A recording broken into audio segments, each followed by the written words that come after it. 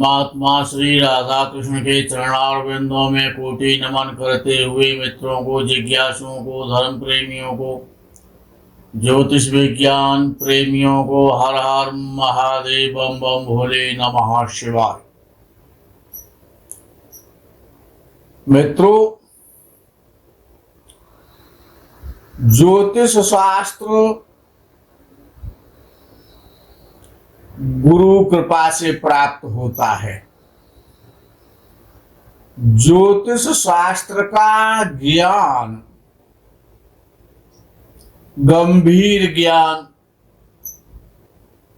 त्रिकाल का ज्ञान बिना गुरु के आशीर्वाद के नहीं प्राप्त हो सकता।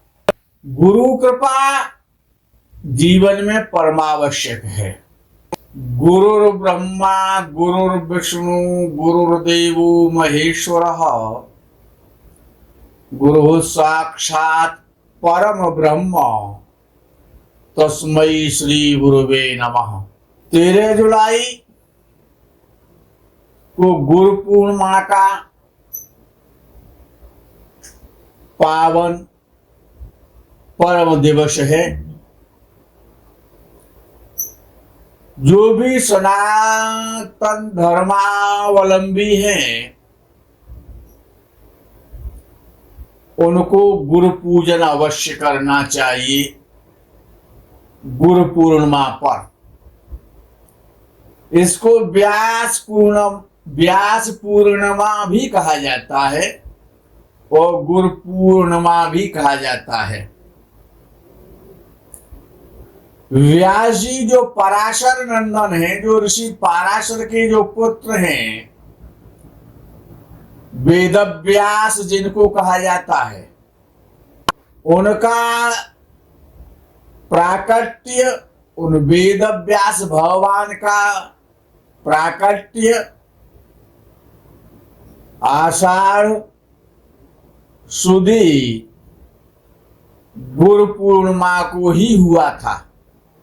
ज्ञान के अथाह सागर ईश्वरा अवतार पराशर नंदन का पूजन गुरु के रूप में करना चाहिए। गुरु हर व्यक्ति के नहीं है। गुरु जिन्होंने अपने बना रखे, जो गुरु की शरणागत हैं, जिन्होंने शरणागति ले रखी है, जिन्होंने गुरु जी से दीक्षा ली है, गुरु मंत्र लिया है, गुरु के चरण कमलों में जिनका लगाव है, उनका जीवन सदैव सुखी है। जिनके गुरु नहीं है वो भी पूजन करें। माता जो जन्मदायिनी होती है, जन्मदात्री जो होती है, वो भी गुरु का स्वरूप है और पिता भी गुरु कोटि में आते हैं। तो माता पिता का पूजन करना चाहिए, वो गुरु कोटि में आते हैं। जिन शिक्षकों ने आपको शिक्षा दी है वो भी गुरु कोटि में आते हैं, उनका पूजन कर सकते हैं, माता पिता का पूजन कर सकते हैं। जिन गुरुओं से येन केन प्रकारेण यूट्यूब के माध्यम से या अन्य संसाधनों के द्वारा आप ज्ञान अर्जन करते हैं, उनका पूजन करें, माता पिता का पूजन करें। बड़ा भाई भी पिता के समतुल्य होता है। बड़ा भाई भी गुरु कोटि में आता है तो बड़े भाई का पूजन कर सकते हैं। जो भी गुरु पूजन करते हैं उनको वर्ष पर्यंत, वर्ष भर गुरु कृपा प्राप्त होती है। जीवन में गुरु का बड़ा महत्व है। विषय ज्योतिष शास्त्र का है। इसीलिए समस्त संसार के गुरुजनों को, ऋषियों को, महर्षियों के, सबके माता पिताओं को चरण वंदन करते हुए ज्योतिष शास्त्र का प्रारंभ करते हैं। लगन भाव ज्योतिष का, जन्म कुंडली का लगन भाव यानी प्रथम भाव शरीर और व्यक्तित्व है। इसको तनु भाव के नाम से भी जाना जाता है, प्रथम भाव के भी नाम से जाना जाता है, लगन भाव के भी नाम से जाना जाता है। इससे प्रथम भाव से शरीर का विचार किया जाता है, शरीर के स्वरूप का विचार किया जाता है, रंग का विचार किया जाता है, वर्ण का विचार किया जाता है, सामान्य समृद्धि का भी विचार किया जाता है। बाल्यावस्था का भाव है प्रथम भाव, प्रारंभिक जीवन का भाव है प्रथम भाव, स्वास्थ्य और चरित्र का भी विचार प्रथम भाव से किया जाता है।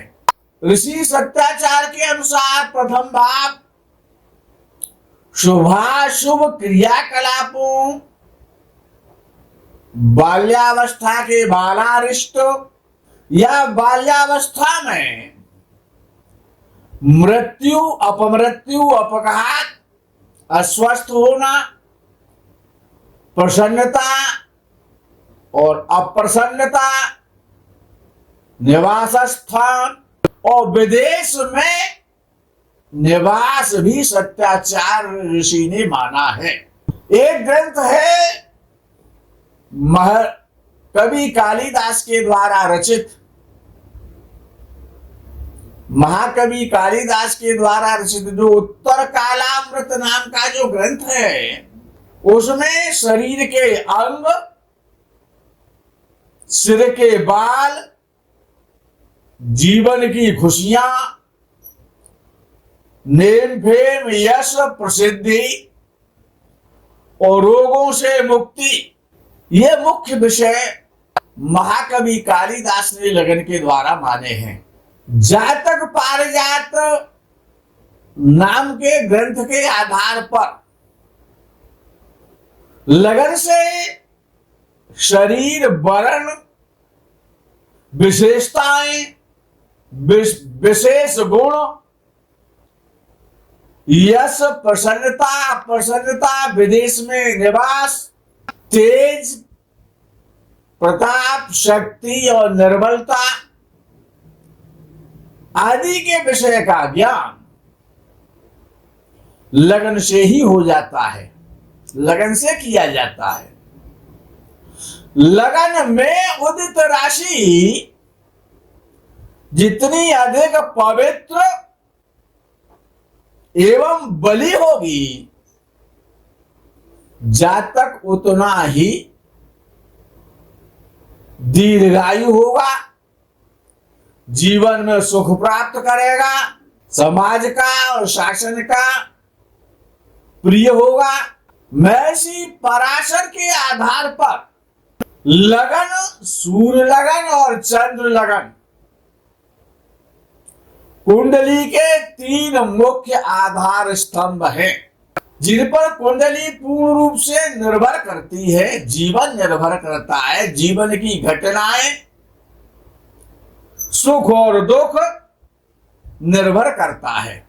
लगन, चंद्र लगन और सूर्य लगन, ये तीनों ही लगन बली हो, पवित्र हो, शक्तिशाली हो, तो कुंडली बहुत बली हो जाती है। ऐसा जातक अपने जीवन काल में इस कीर्ति, उपलब्धि, सम्मान प्राप्त करता है। समाज में अपनी विशेषता के आधार पर अपनी निजी पहचान बनाता है। यहां तक ऋषियों ने कहा है कि अपने विशेष गुणों के कारण पूरे विश्व में भी पहचाना जाता है। लगन, सूर्य लगन और चंद्र लगन, ये तीनों लगने अत्यधिक महत्वपूर्ण है। कुंडली में लगन भाव जीवन एवं जीवन का आरंभ किस प्रकार से होगा इसको बताता है। इसीलिए लगन भाव सबसे अधिक महत्वपूर्ण माना जाता है। यदि जीवन होगा तभी शुभाशुभ फल प्राप्त होंगे।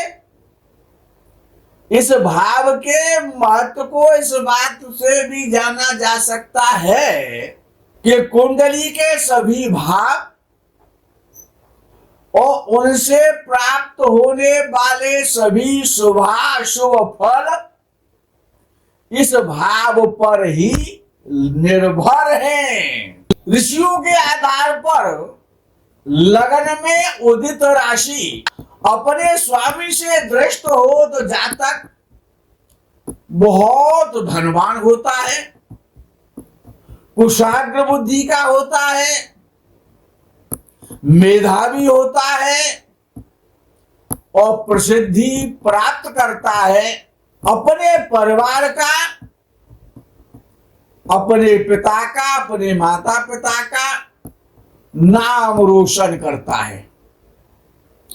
लगन में शुभ ग्रहों का स्थित होना, शुभ ग्रहों की स्थिति होना अथवा शुभ ग्रहों की दृष्टि होना लगन पर जातक के भाग्यशाली होने को दर्शाती है कि ऐसा जातक भाग्यशाली होगा। यदि लगन में शुभ ग्रह हो अथवा लगन तात्कालिक शुभ ग्रहों से दृष्ट हो, तात्कालिक शुभ ग्रहों की लगन पर दृष्टि हो तो भाग्य और ज्यादा प्रबल और बली हो जाता है। जीवन के प्रत्येक क्षेत्र में सफलता मिलती है इस प्रकार के जातक को। और यदि लगन वर्गोत्तम है अर्थात लगन का वर्गोत्तम होना नैसर्गिक रूप से लगन के नैसर्गिक बल को अतिरिक्त ऊर्जा मिल जाती है। लगन भाव के साथ साथ लगनेश के महत्व को भी नहीं नकारा जा सकता है।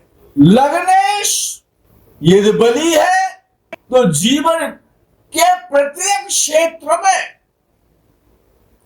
सफलता निश्चित रूप से प्राप्त कराता है।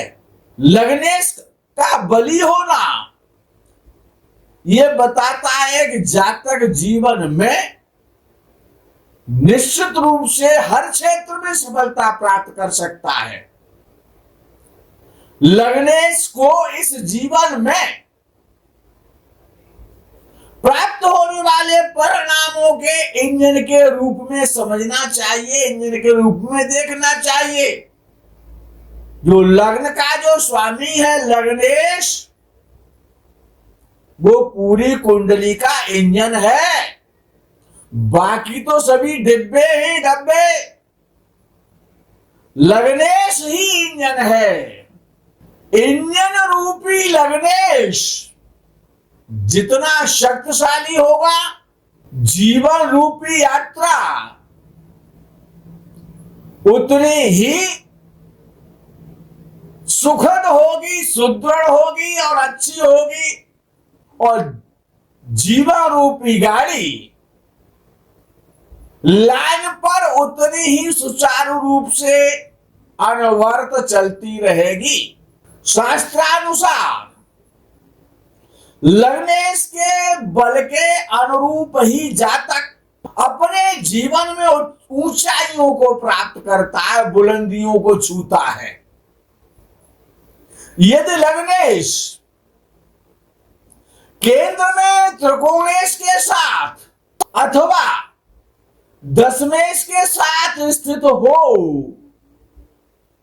तो जातक जीवन पर्यंत समृद्धि का भोग करता है, यशस्वी होता है, ऐश्वर्यशाली होता है, धनी होता है, सम्मानित होता है, बड़े बड़े भवनों का सुख प्राप्त करता है, बड़े बड़े लग्जरी वाहनों का, नौकर चाकरों का, दास दासियों का हर सुख प्राप्त करता है, सम्मान के साथ प्राप्त करता है और दीर्घायु होता है। लग्नेश और अष्टमेश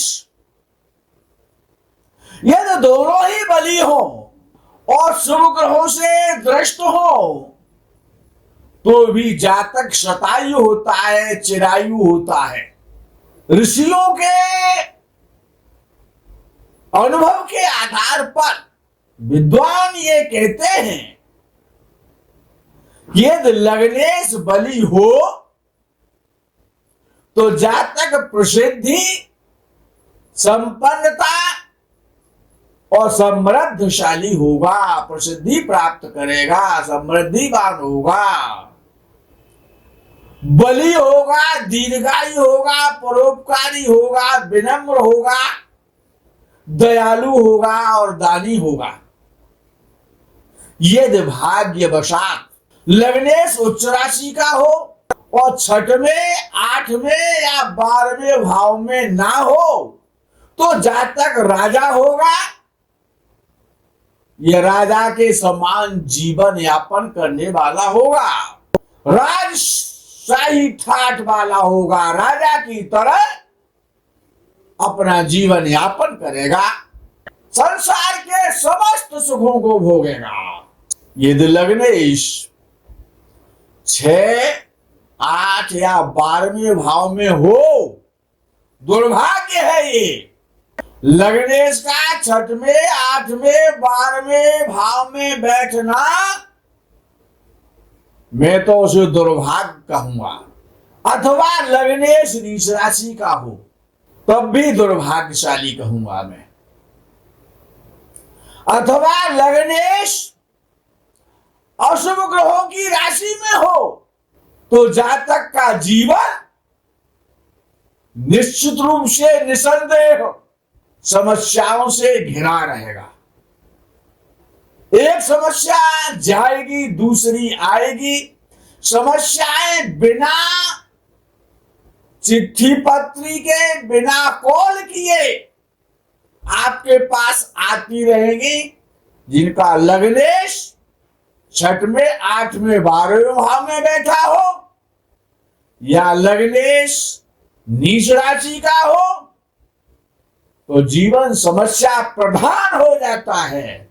कितना ही परिश्रम कर ले जाकर, कितना ही बुद्धिमान क्यों ना बना रहे, लेकिन जीवन तो क्लेश पूर्ण हो जाएगा। निवास स्थान अवांछनीय स्थान पर होगा। यदि लग्नेश पीड़ित होगा तो जातक को कोई न कोई रोग, कोई न कोई टेंशन, कोई न कोई परेशानी घेरे रहेगी और जीवन रोगों से, शरीर रोगों से ग्रस्त हो जाएगा, रोगों का घर बन जाएगा। मित्रों, लग्न और लग्नेश बड़ा महत्वपूर्ण, सबसे अधिक महत्वपूर्ण इंजन है। ट्रेन का जो इंजन होता है, रेलगाड़ी का जो इंजन होता है, डब्बों में तो सवारी बैठी है, इंजन चलेगा तो गाड़ी चलेगी। इंजन जितना शक्तिशाली होगा, और कभी कभी गाड़ी में डबल इंजन भी होता है। तो यानी लग्नेश और लग्न, भाग्येश और भाग्य, ये डबल इंजन है। और एक तीसरा इंजन और है, इमरजेंसी इंजन, उसकी बड़ी महत्ता है, नवांश। नवांश की बहुत बड़ी भूमिका है जीवन में। जातक की प्रकृति और व्यक्तित्व संबंधित विशेषताओं को, जीवन की विशेषताओं को, उसकी प्रकृति को, उसकी भावना को, उसकी उन्नति को, उसके व्यक्तित्व को नवांश कुंडली में उदित होने वाली राशि के स्वामी अथवा लगन में स्थित बलि ग्रह से ज्ञात किया जाता है। ऋषियों के आधार पर, विद्वानों के आधार पर जीवन में जो भी शुभाशुभ घटनाएं घटित होती हैं, उनका निर्णय, उनका डिसीजन नवांश लगन से किया जाता है। चंद्रमा द्वारा अधिग्रहित नवांश से जातक के रंग रूप का ज्ञान कर सकते हैं। यदि सूर्य नवांश कुंडली में अपने नवांश में हो और चंद्रमा स्वराशि में हो तो जातक राजा होता है, राजा के समान वैभवशाली होता है। ऋषि पाराशर ज्योतिष जगत के पितामह ने कहा कि यदि लग्नेश, लगन का स्वामी, शुभ स्थिति का होकर केंद्र या त्रिकोण में स्थित हो तो जातक अच्छे स्वास्थ्य का जीवन पर्यंत आनंद लेता है। इस और लग्नेश यदि किसी भी पापक ग्रह से यदि पीड़ित है, चाहे भले केंद्र या त्रिकोण में बैठा हुआ है, तो कुछ न कुछ तो शरीर में परेशानी आएगी। अर्थात यदि लग्नेश पीड़ित है, भले ही केंद्र या त्रिकोण में क्यों ना बैठे, पीड़ित है तो स्वास्थ्य में परेशानी आएगी, स्वास्थ्य अच्छा नहीं रहेगा। लग्नेश 6, 8, 12वें भाव में हो तो परेशानी आएगी। लग्नेश इन भावों में अशुभ ग्रहों की युति में होकर शुभ ग्रहों से प्रभावित ना हो तो जातक अल्पायु हो जाएगा, अथवा संतान से चिंताएं रहेंगी, या संतान नहीं होगी, या संतान से पीड़ित होगा। लग्नेश अस्त ना हो, लग्नेश नीच राशि का ना हो, लग्नेश 6, 8, 12 भाव में ना हो, लग्नेश शत्रु की राशि में ना हो, लग्नेश ग्रह युद्ध में हारा हुआ ना हो, केंद्र में कोई शुभ ग्रह ना हो, 3, 6 एवं 11वें भाव में अशुभ ग्रह ना हो, चंद्रमा पक्ष बल से हीन होकर षष्ठ, अष्टम और द्वादश भाव में हो, अशुभ ग्रहों से अत्याधिक पीड़ित हो तो जीवन कष्ट में हो जाएगा, क्लेश में हो जाएगा। कुंडली का प्रथम भाव, मित्रों याद रखना, लग्नेश इंजन है, लग्नेश हमारा हेड है, सिर है, हेड है लग्नेश। पूरा शरीर स्वस्थ बना रहे और सिर में प्रॉब्लम आ जाए तो सारा शरीर बेकार, हर अंग बेकार, किसी काम का नहीं है। कुंडली का प्रथम भाव अशुभ ग्रहों के द्वारा गृहीत या दृष्ट हो, या प्रथम भाव लगन भाव पाप कर्त्री दोष में हो तो जातक का स्वास्थ्य कभी अच्छा नहीं रहेगा, क्लेश में जीवन रहेगा। सामान्यतः अष्टम भाव में अशुभ ग्रहों का स्थित होना कदापि अच्छा नहीं है, न आयु के लिए न स्वास्थ्य के लिए। लेकिन शनि को वरदान प्राप्त है अष्टम भाव में। यदि आयुष्य कारक शनि अष्टम भाव में स्थित है तो दीर्घायु देगा, भले ही अस्वस्थ बना रहे जातक, लेकिन दीर्घायु तो हो जाएगा।